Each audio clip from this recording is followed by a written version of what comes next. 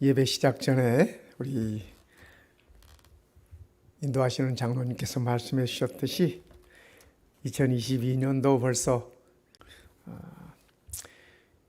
2022년의 후반도 우리 하나님의 은혜 속에 더 잘, 더 건강하게, 더 행복하게, 더 영적으로 풍성하게 보낼 수 있으면 감사하겠습니다. 우리는 지난 시간부터 에스겔서를 함께 공부하고 있습니다. 오늘은 그 두 번째 시간으로 에스겔 2장에 나타난 에스겔의 소명에 관해서 함께 공부해 보겠습니다. 요즘 우리가 살고 있는 이 시대를 말씀의 권위가 없는 시대가 아닌가 그런 생각을 가져봅니다. 저의 생각일 수 있습니다. 어쩌면 에스겔 시대처럼 말씀의 권위가 부족한 그러한 시대가 아닐까 하는 생각을 해보면서 오늘 우리가 하나님의 말씀 앞에 말씀을 듣는 설렘이 있는가? 오늘은 무슨 말씀이 선포될까 하는 그러한 설렘과 기대가 있는가? 그런 생각을 한번 해보는 것입니다. 우리는 어떻습니까, 성도 여러분? 우리가 마치 다람쥐가 채 바퀴를 돌듯이 매 주일 찾아오는 안식일에 매주일 선포되는 말씀 속에서 말씀에 대한 기대가 설레임이 약해지고 사라지고 있는 건 아닌지 우리가 함께 생각을 해보고 싶습니다.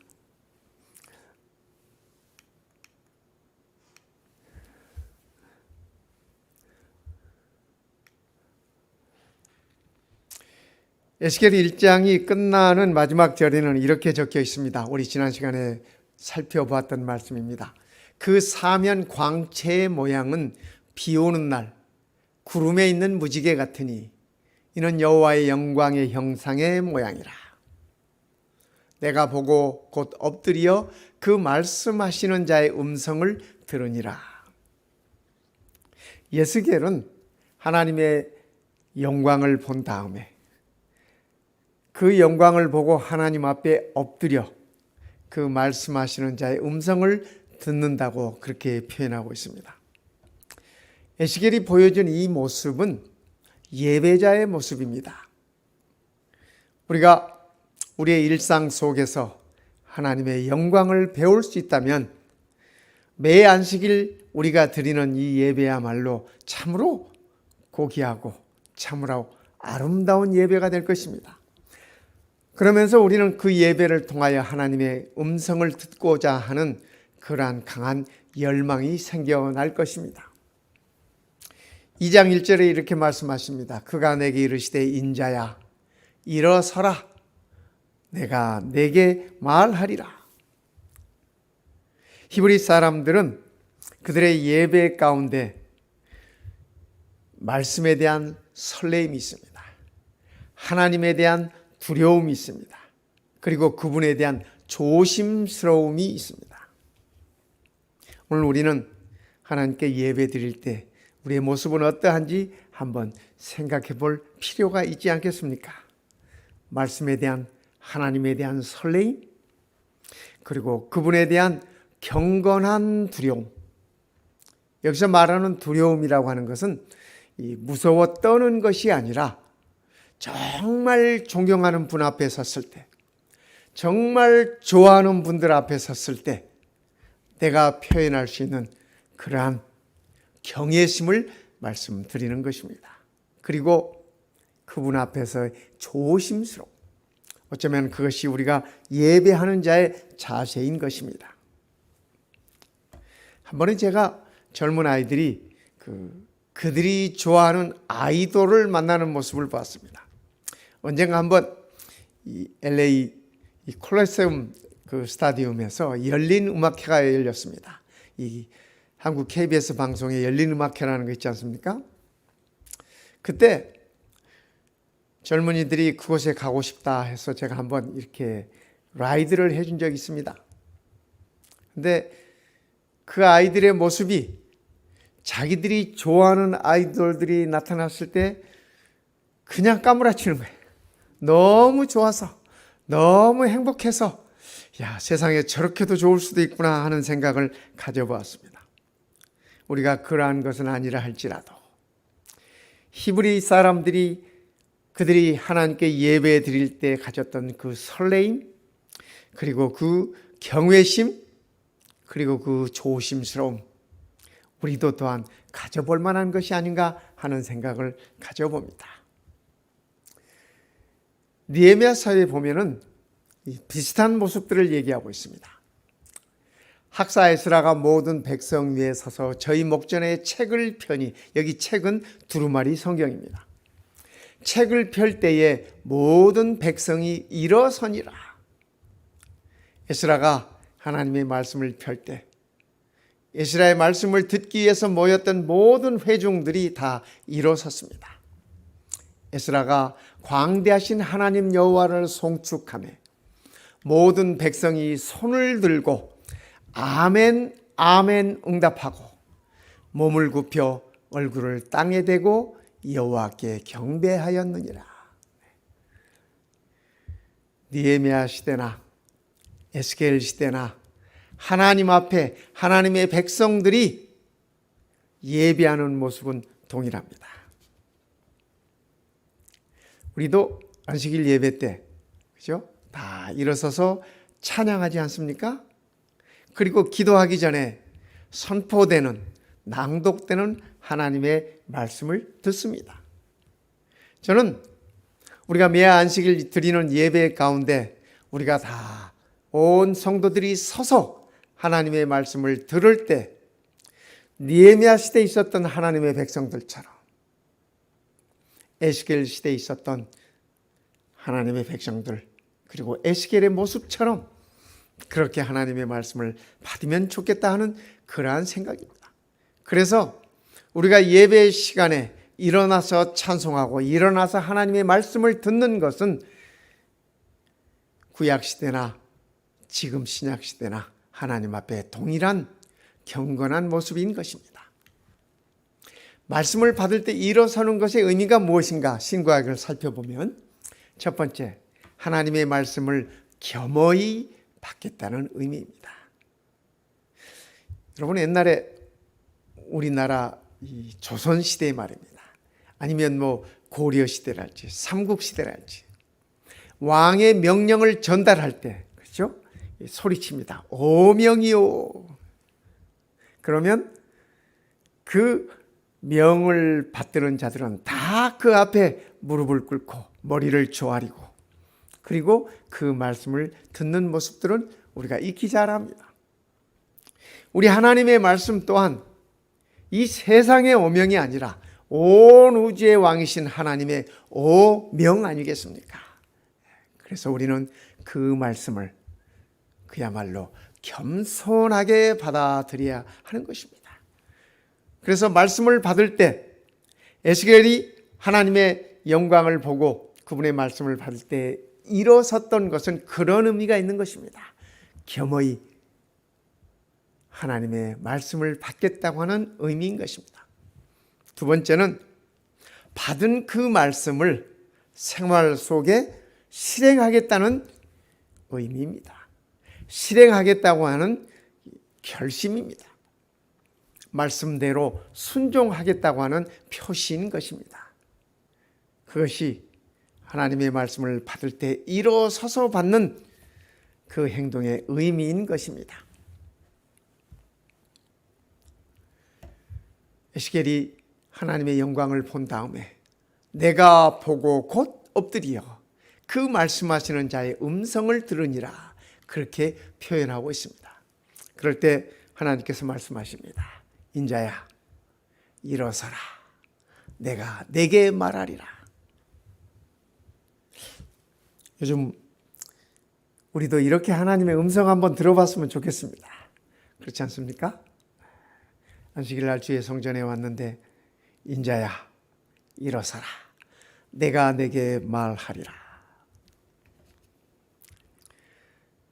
이런 일이 요즘 잘 있지 않는다 할지라도 우리의 마음의 태도는 이런 것이 되어야 하는 것입니다.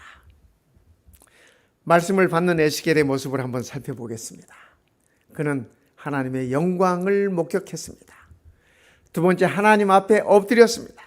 그리고 일어서서 하나님의 말씀을 받습니다.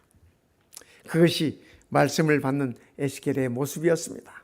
오늘 우리도 우리의 삶 속에서, 우리의 작은 일상 속에서 하나님의 영광을 볼 수 있으면 좋겠습니다.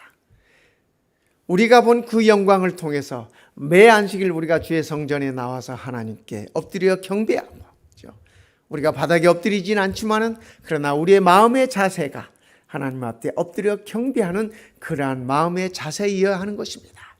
그리고 말씀 속에서 하나님의 음성을 듣는 것입니다.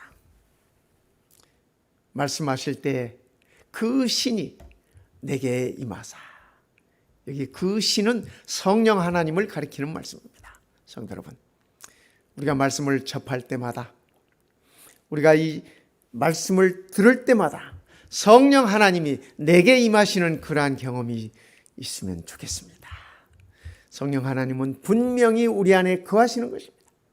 그런데 그것을 내가 느낄 수 있어야 하는 것입니다. 에스겔은 그것을 느꼈습니다.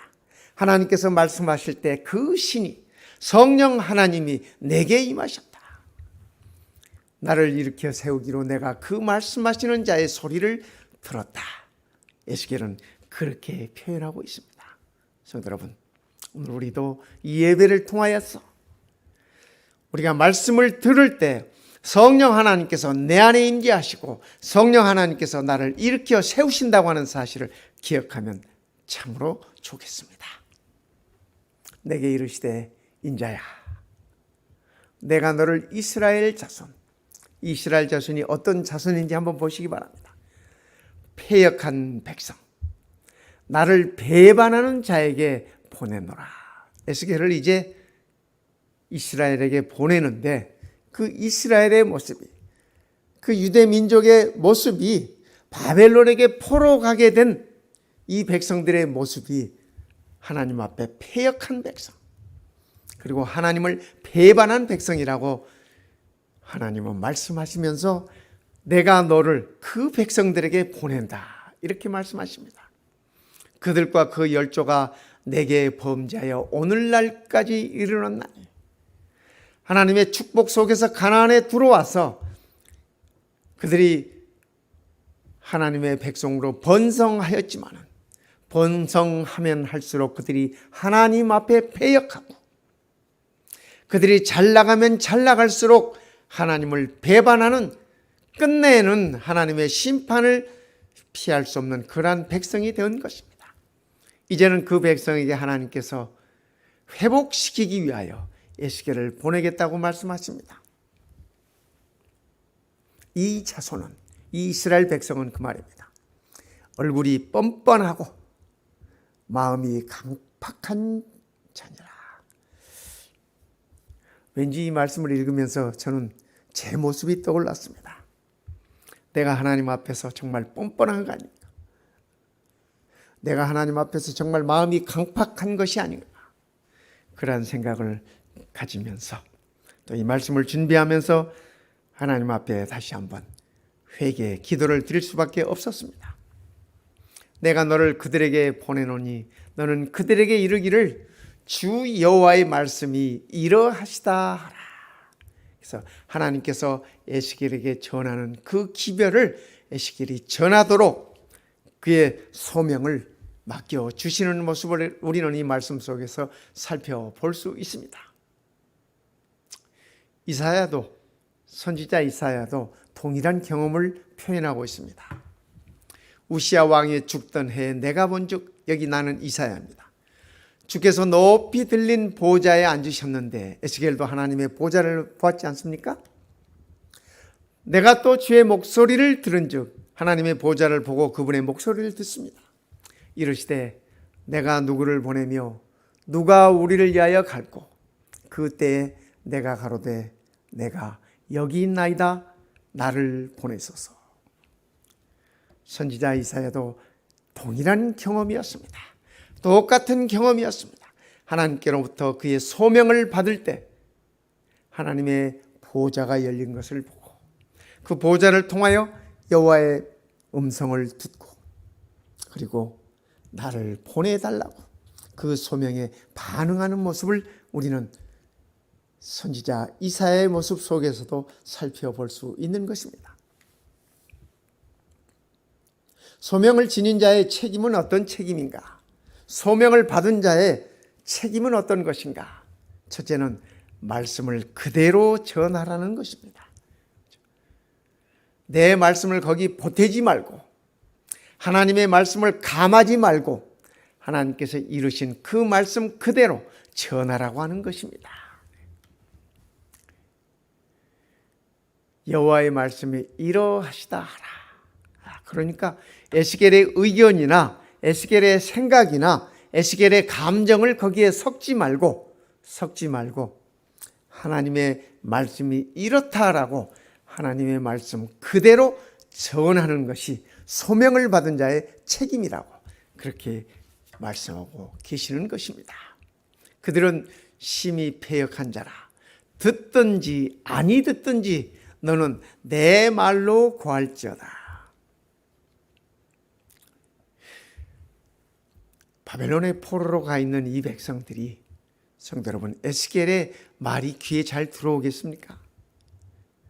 안 그래도 지금 죽을 지경인데 안 그래도 고통 중에 있는데 고난 중에 있는데 그죠?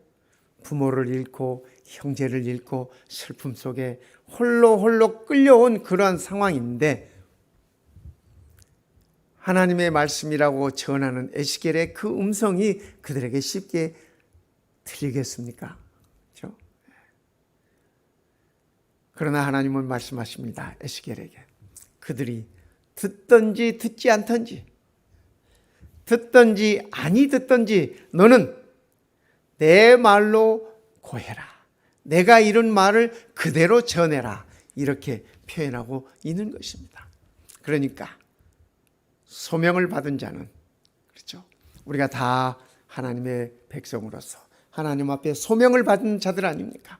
소명을 받은 우리는 백성들이 듣든지 듣지 않든지 우리는 그 말씀을 선포해야 된다라고 그렇게 일러주고 계시는 것입니다.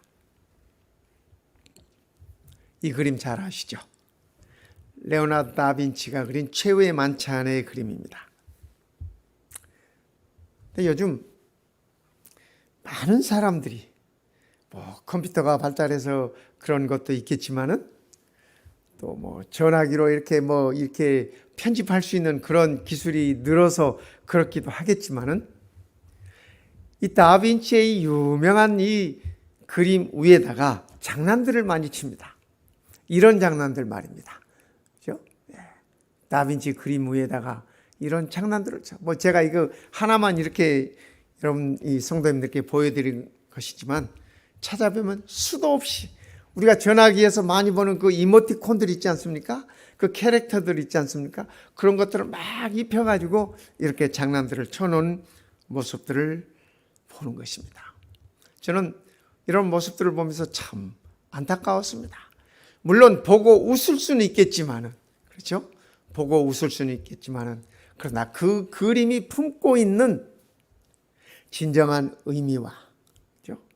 다빈치의 마음과 다빈치가 이 그림을 그리면서 얼마나 수고했습니까? 그렇죠? 긴 시간 동안 숭고한 마음으로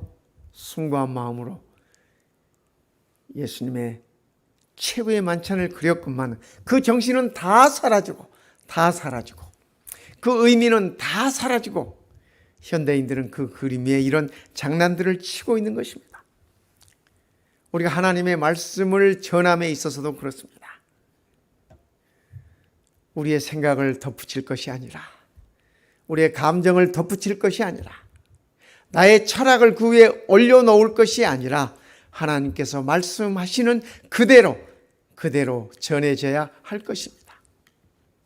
두 번째는 결과를 의식하지 말고 책임을 다하라. 소명을 지닌 자들은 그 결과에 대해서 염려하지 말고 그 결과에 대해서 생각하지 말고 그저 하나님께서 명하신 것을 충실히 이행하라고 하는 것입니다. 요즘 현대인들이 많이 쓰는 말 가운데 가성비라는 말을 참 많이 쓰더라고요. 제가 한국에 가봤더니 가성비라는 말을 참 많이 써요. 요즘 미국에서는 그런 말 그렇게 얼마나 많이 쓰는지는 모르겠습니다만은 제가 참 많이 들어봤어요.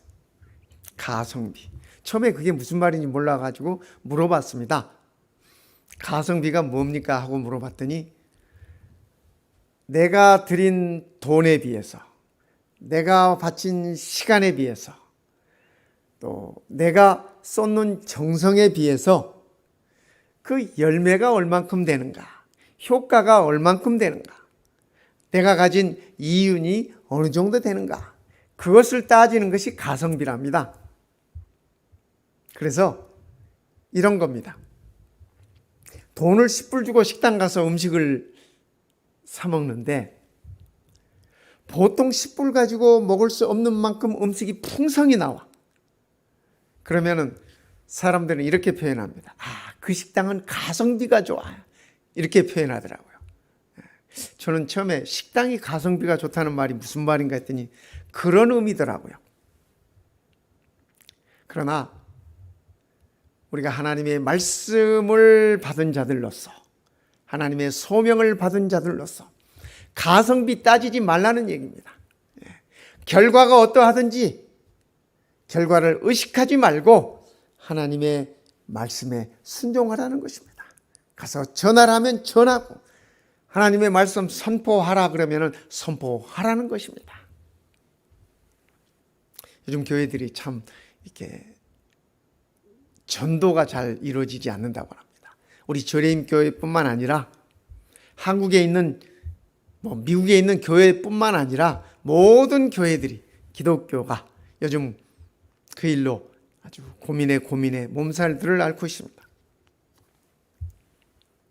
투자한 것에 비해서 얻는 영혼이 없다는 것이죠. 그러나 하나님의 말씀은 가성비 따지지 말고 말씀을 선포하라는 것입니다.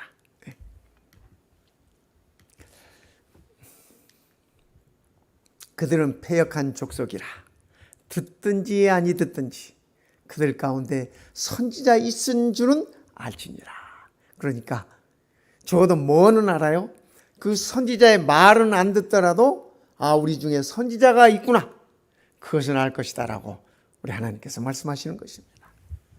우리도 듣든지 안 듣든지 또 한 영혼이라도 구하든지 못 구하든지 할지라도 우리의 소명에는 우리가 충실하자고 하는 것이 이 에스겔서의 말씀입니다.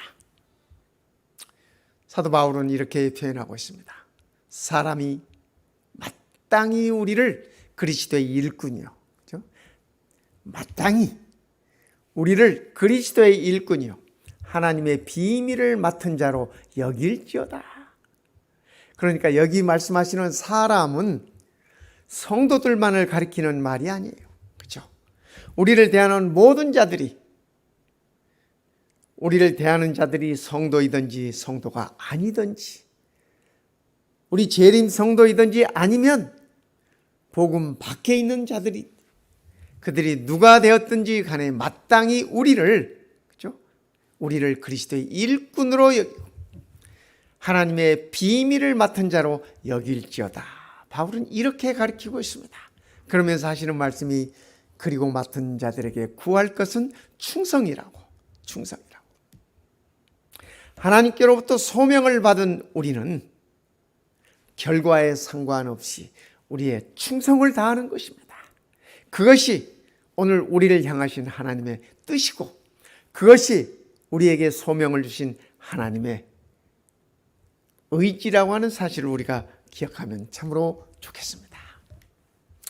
두 번째, 소명을 지닌 자는 결과를 의식하지 말고 책임을 다해라. 그리고 세 번째는 고난을 각오해라. 이 말씀이 좀 뜨끔하지 않습니까? 그죠? 우리가 다 하나님께로부터 소명을 받은 자들인데 하나님은 소명을 주시면서 하시는 말씀이 고난을 각오해라. 네가 선지자로 부름받아서 네 삶이 평탄하지 않을 것이다. 편하지만은 않을 것이다. 그 얘기입니다. 그죠? 어쩌면 그 일 때문에 너희 삶 속에 고난이 오고 고통이 오고 어려움이 올 것이다. 그러나 각오해라. 그 말씀입니다. 그가 그것을 내 앞에 펴시니, 하나님께서 에스겔 앞에 말씀을 펴시니 그 안팎에 글이 있는데 애가와, 이 애가라고 하는 슬픈 노래입니다. 슬픈 노래. 에레미야 예가 하듯이요. 애곡과 곡하는 것이에요. 곡하는 것. 재앙의 말이 기록되었더라. 그러니까 하나님께서 에스겔에게 보여주셨던 그 말씀은 심판의 말씀들이에요. 그 심판을 통하여 이 백성들에게 애가가 흘러나, 슬픈 노래가 흘러나, 이 백성들에게 곡하는 소리가 나오. 그리고 이 백성들에게 재앙이 임할 것이라고 하는 말이 에스겔이 전해야 되는 말이었습니다. 백성들이 이 소식을 듣고 이 말씀을 듣고 에스겔을 그냥 두겠습니까? 성도 여러분. 그렇죠? 그러나 하나님은 에스겔에 말합니다. 고통이 있을 것이다. 고난을 각오하라. 이렇게 말씀하십니다. 요나입니다. 요나. 여러분, 요나가 하나님께서는 니느웨로 가라 그랬지 않습니까? 근데 요나가 니느웨로 안 갔어요. 다시스로 가는 배를 탔습니다. 왜 그랬을까요? 그렇죠? 뭐 여러 가지 생각을 할 수 있습니다. 우선은 그 당시 아시리아가 이 이스라엘을 정복하고 괴롭히고 다 탈취해가고 그랬습니다. 그러니까 이스라엘 사람들 마음속에 다 저 아시리아 좀 망해버렸으면 하는 마음들이 다 있습니다. 요나의 마음속에도 그 마음이 있었을 것입니다. 그런데 하나님은 그 니느웨를 구원하시겠다고 심판의 기별을 가서 전하라고 하시는 것입니다. 요나가 그게 싫었던 것입니다. 그렇죠? 그 다음에 두 번째는 심판의 기별을 전할 때, 뭐 에스겔도 마찬가지 아니겠습니까? 하나님의 심판의 메시지를 전할 때 그 백성들이 어쩌면 요나를 때려 죽일 것이다 라는 생각을 가졌을 것입니다. 내가 남의 나라에 가서 너네 나라가 망할 것이다 라고 기별을 전할 때 그 백성들이 어쩌면 나를 잡아 죽일 것이다 하는 두려움이 있었을 것입니다. 그러니까 요나는 하나님께서 니느웨로 가라고 하시는 그 말씀을 순종하지 않고 지중해를 건너서 저 멀리, 다시스가 지금의 스페인입니다. 지중해를 건너 북아프리카를 횡단해 가지고 저 스페인까지 가려고 거기 가는 배를 탄 거예요. 거기 가는 배를 탔습니다. 다행히도 하나님께서 그 배길을 막으셨습니다. 우리가 잘 알지 않습니까? 억지로 끌어다가 요나를 니느웨로 다시 보냈습니다. 어쩌면 에스겔도 할 수 있으면 요나처럼 도망가고 싶은 마음이 있었을 것입니다. 있었을 거예요. 인자야, 너는 비록 가시와 찔레와 함께 처하며, 가시와 찔레와 함께 있는 것이 얼마나 괴로울까요? 그렇죠? 어쩌다가 산딸기 하나 따먹으려다가 그 산딸기 나무 가시에 살짝 스치기만 해도 얼마나 소름 끼치게 아픕니까? 쓰라리고요. 두고두고 쓰라려요. 이 야영이가 가까우니까 피우씨 야영이 가면은 우리가 산딸기 따먹지 않습니까? 저도 여러 번 그 산딸기 가시에 스쳐봤습니다. 두고두고 쓰라려요. 하지만 가시와 찔레와 함께 처하며 하나님의 말씀을 전달하는 자의 삶이 이렇다는 것입니다. 전갈 가운데 거할지라도 전갈하시죠. 작은 생물인데 물리면 죽는 거예요. 독이 맹독이에요. 그렇죠? 이 캘리포니아, 아리조나, 뭐 텍사스 이런 곳에 많아요. 하나님의 말씀을 전하는 자의 삶이 하나님은 이렇게 표현했습니다. 가시와 찔레와 함께 거하는 것이며. 상당히 수동적이지 않습니까? 수동적인 그런 어려움, 고난이 있을 수 있어요. 그리고 전갈과 함께, 전갈은 공격적입니다. 아주 능동적입니다. 우리들에게 다가와서 쏩니다. 하나님의 기배를 전해받은 자들이 때로는 공격적으로 나오는 경우도 있습니다. 하나님께서 에스겔에게 그 사실을 일러주고 계시는 것입니다. 하지만 그들을 두려워 말고 그 말을 두려워 말지어다. 그들은 패역한 족속이라도 그 말을 두려워하며 그 얼굴을 무서워 말지어다. 하나님께서 에스겔에게 2번 반복해서 같은 말씀을 해주십니다. 그들이 찔레 같은 자들이다. 그들이 가시와 같은 자들이다. 그들이 전갈과 같은 자들이다. 그럴지라도 그들을 무서워하지 말고 그들의 말을 협박하고, 그죠? 비난하고 그냥 두지 않는 그 말들을 두려워하지 말아라. 그리고 그들의 얼굴 또한 두려워하지 말아라. 하나님께서 그렇게 말씀하시는 것입니다. 성도 여러분, 오늘 우리의 삶 속에서도 복음 때문에, 우리가 받은 소명 때문에 우리들에게 이르러 오는 찔레와 같은, 가시와 같은 경험이 있다 할지라도 인내하시기 바랍니다. 하나님께서 끝내는 우리를 이끄실 것입니다. 전갈이 우리를 쏘는 아픔이 있다 할지라도 견뎌내십시다. 참아내십시다. 예수님께서 이렇게 말씀하셨어요. 제자들을 복음을 안겨주고 그들에게 전하라고 내어 보내면서 주신 말씀이에요. 보라, 내가 너희를 보냄이 양을 이리 가운데 보냄과 같도다. 성도 여러분, 양은 이리한테 밥입니다. 그렇죠? 이리는 배가 고프면 양을 잡아먹어요. 예수님께서 하시는 말씀이 제자들에게, 내가 너희를 이 백성들에게 보내는데 양을 이리 가운데 보내는 것 같구나. 그러니까 너희들은 다 저들의 밥이 될 수 있어. 그럴지라도 너희는 뱀같이 지혜롭고 비둘기같이 순결해라고 우리 주님께서 그렇게 당부하셨습니다. 그가 내게 이르시되 인자야 일어서라, 내가 내게 말하리라. 이 에스겔서에 보면요, 인자야라고 부르는 말씀이 93번이나 언급되고 있습니다. 참 엄청 많이 언급되고 있죠. 우리는 이미 신약을 배웠기 때문에 인자의 의미가 무엇인지 폭넓게 알고 있습니다. 그렇지 않습니까? 구약 당시의 인자의 의미는, 인자라는 말은 히브리 말로 벤 아담입니다. 벤 아담. 아담이라는 말은 우리가 잘 알죠. 그죠? 아담, 사람이라는 뜻이에요. 또 흙이라고 하는 그런 뜻을 가지고 있어요. 이 벤이라고 하는 건 무슨 말이냐면 아들이라는 말입니다. 아들. 그래서 베냐민, 12지파 가운데 야곱의 아들 가운데 베냐민 있지 않습니까? 그 베냐민은 오른팔의 아들이라는 그런 의미입니다. 그 이름의 의미가 벤야민. 야민은 오른팔이에요. 그래서 오른팔의 아들. 야곱이 라헬을 통해서 둘째 아들을 얻은 그 아들을 얼마나 귀하게 보았는지 우리가 그 이름에서 알 수 있는 것입니다. 벤 아담은 사람의 아들이라는 뜻입니다. 사람의 아들. 그러니까 인자. 그렇죠? 사람의 아들이.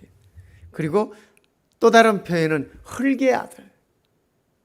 그러니까 이 두 말은 하나님께서 아담을 창조하시고 인류를 창조하시고 이름을 아담이라고 지었지 않습니까? 그 의미는 하나님께서 하나님을 창조하지 않으셨어요. 하나님께서 사람을 창조하셨어요. 사람이라고 하는 것은 연약한 존재예요. 부족한 존재예요. 하나님 없이 살 수 없는 연약한 존재예요. 흙의 아들. 이 흙이야말로 참으로 미천한 것 아니겠습니까? 우리가 우리의 출신을 생각해 보면, 우리가 어디서 왔는가를 생각해 보면 저 비천한 흙에서 왔다고 하는 사실, 적어도 우리가 하나님 앞에서 느껴야 하는 그러한 우리의 자세인 것입니다. 우리가 하나님의 아들로서 자존감을 갖고, 그죠? 하나님의 자녀로서 당당하게 살아가야 하지만 그것은 세상을 향한 모습입니다.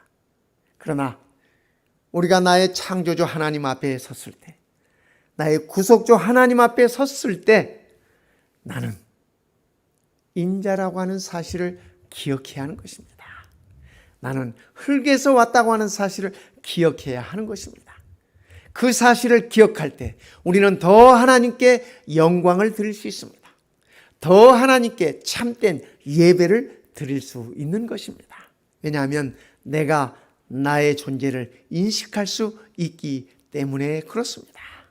오늘 이 안식일도 우리가 하나님 앞에서 내가 흙의 아들이라고 하는 사실을 기억하십시다. 내가 인자라고 하는 사실, 그죠? 사람의 아들이라고 하는 사실을 기억하면 참으로 좋겠습니다. 그래서 인자라는 의미는 연약함을 의미합니다. 제한성이 있다고 하는 것을 의미하는 것입니다. 예수님께서도 그렇게 말씀하셨어요. 성육신 하신 예수님을 가리켜서 성경은 이렇게 표현하고 있습니다. 그는, 예수님은 그 말이죠. 그는 근본 하나님의 본체시나 하나님이시나 그 말씀입니다. 하나님과 동등됨을 취할 것을 여기지 아니하시고 오히려 자기를 비워 종의 형체를 가져 사람들과 같이 되었고, 그러니까 사람의 모습은 종의 형체예요. 종의 형체. 사람들과 같이 되었고 사람의 모양으로 나타나셨음에 자기를 낮추시고 죽기까지 복종하셨으니 곧 십자가에 죽으십니다. 우리는 이 사실을 성육신이라고 표현합니다. 하나님께서 사람이 되셨다. 사람이 되셨다. 우리는 이 말씀 가운데서 세 분 하나님의 극진한 사랑을 우리는 들여다볼 수 있는 것입니다. 우리를 향한 하나님의 사랑을 우리는 느낄 수 있는 것입니다. 우리를 구원하시기 위하여 하나님이 사람이 되셨다고 하는 사실, 그죠? 종의 형체를 가져 사람이 되었고 사람의 모양으로, 오늘 우리의 모양으로 이 땅에 오셨다. 그런데 그 목적은 그렇게 낮추시고 죽기까지 하심으로 우리를 구원하신 것이라고 그렇게 말씀하시고 계시는 것입니다. 예수님께서 이렇게 말씀하셨습니다. 인자에 온 것은 섬김을 받으려 함이 아니라 도리어 섬기려 하고 자기 목숨을 많은 사람의 대속물로 주려 함이라. 에스겔서에 쓰였던 그 많은 인자의 의미가, 예수님은 그 말의 의미를 예수님 당신에게 적용시키셨습니다. 내가 인자다. 내가 인자다. 너희의 구원을 위하여, 너희의 구속의 완성을 위하여, 너희가 본향으로 돌아올 수 있는 회복을 위하여 내가 스스로 사람의 아들이 되었다. 인자가 되었다라고 말씀을 하시면서 인자가 온 것은, 내가 온 것은 이렇게 표현하고 계시는 것입니다. 섬김을 받으려 함이 아니요. 원래 하나님의 아들은, 그렇죠?